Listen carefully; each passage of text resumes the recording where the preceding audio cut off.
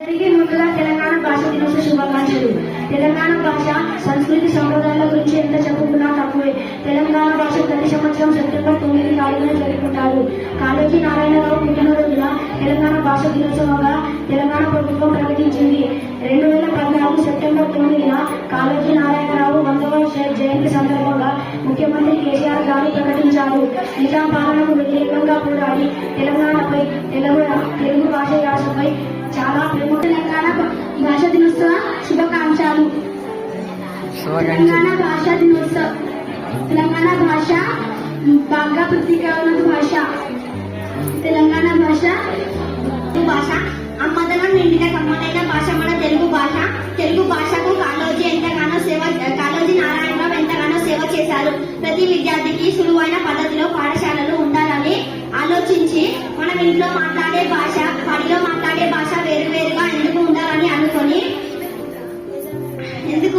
అనుకొని ఉద్యమం చేశారు.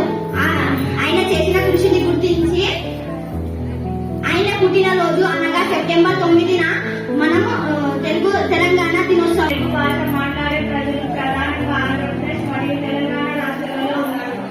ఆంధ్రప్రదేశ్ మరియు తెలంగాణ రాష్ట్రాలలో అధికారిక భాష మన తెలుగు భాష. మాతృభాష ఏదైనా అధికరణ తల్లితో సమానం. మనం తల్లిని ఎంతో గౌరవిస్తాము, మాతృభాషని కూడా అంతే గౌరవిస్తాము. ప్రతి సంవత్సరం సెప్టెంబర్ 9న భారతదేశంలోని తెలంగాణలో జరుపుకుంటారు. సెప్టెంబర్ 9న కాళోజీ నారాయణరావు జయంతి సందర్భంగా తెలంగాణ భాషా దినోత్సవం జరుపుకుంటారు.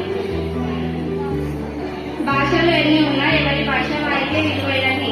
మాతృభాషగా మాట్లాడే భాషల్లో తెలుగు 4వ స్థానంలో. తెలంగాణ భాషా దినోత్సవం తెలంగాణ ప్రతి సంవత్సరం సెప్టెంబర్ 9వ రోజున జరుపుకుంటారు. తెలంగాణ రచయిత కాళోజీ నారాయణరావు 10వ జయంతి సందర్భంగా కాళోజీ పుట్టినరోజున తెలంగాణ ప్రభుత్వం ప్రకటించింది. కాళోజీ జయంతిని తెలంగాణ రాష్ట్ర రాజధాని హైదరాబాద్ తో పాటు రాష్ట్రమంతా నిర్వహిస్తారు. తెలుగు భాష తీయదనం, తెలుగు జాతి గొప్పదనం, తెలుసుకున్న వాళ్ళకి తెలుగే ఒక మూలధనం. తల్లిదండ్రి నేర్పినట్టి మాతృభాషరా, తెలుగు మరిచిపోతే వాళ్ళని నువ్వు మరిచినట్టురా, ఇది మరుగబోతురా. అమ్మ అన్న పిలుపులోన అనురాగం ఘటిస్తుంది, నాన్న అన్న పదములోన అభిమానం జనిస్తుంది, మమ్మీ డాడీలోన ఆ మాధుర్యం ఎక్కడు. మాతృభాషని గౌరవించాలి. ఇందులో ఉన్న కవితలు, గేయాలు, పాటలు ఎంతో బాగా ఉంటాయి. శతక పద్యాలు వల్ల మనము ఎన్నో మంచి విషయాలు తెలుసుకుంటాము. నాకు శతక పద్యాలు అంటే చాలా ఇష్టం.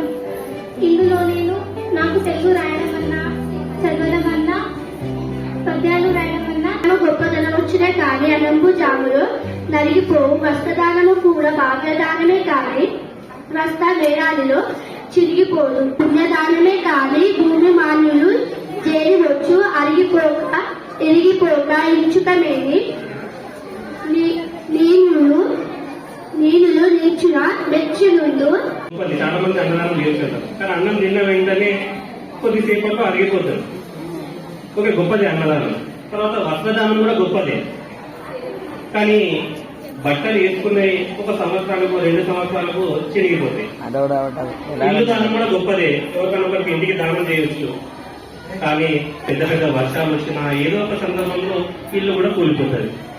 భూమి దానం కూడా గొప్పదే, కానీ ఎవరో ఒకరు ఏదో ఒక సందర్భంలో ఆక్రమించుకుంటారు కూడా. సో ఈ దానాలు గొప్పవి, కానీ ప్రతి దాంట్లో ఏదో ఒక వ్యతిరేకత ఉంటుంది. కానీ అరిగిపోనిది, చెరిగిపోనిది, దొంగలు కూడా ఎత్తుకపోనిది ఒకటి విద్యాదానం. అంటే మనకి తెలిసిన చదువుని మనం వేరే వాళ్ళ తెలుగు ధరించి తెలుగు సోదరా, అవతరించు తెలుగు సోదరా, తెలుగు చదివి ధరించి తెలుగు సోదరా, మాతృభాష తెలుగు నీది మరచిపోకురా, మాతృభాష తెలుగు నీది మరచిపోకురా, తెలుగు కీర్తి దశ దిశలా చాటి చెప్పరా, తెలుగు కీర్తి దశ దిశలా చాటి తండ్రి నేర్పినట్టి మాతృభాషరా ఊగు పాలదే భాష పలికేందుకు సిగ్గుపడకురా వెలికి తగ్గ మాకురా తెలుగు భాష తీయదనం తెలుగు భక్తి గొప్పదం తెలుసుకున్న వాళ్ళకి తెలుగే ఒక పూలదనం మమ్మీ తెలుగు పదం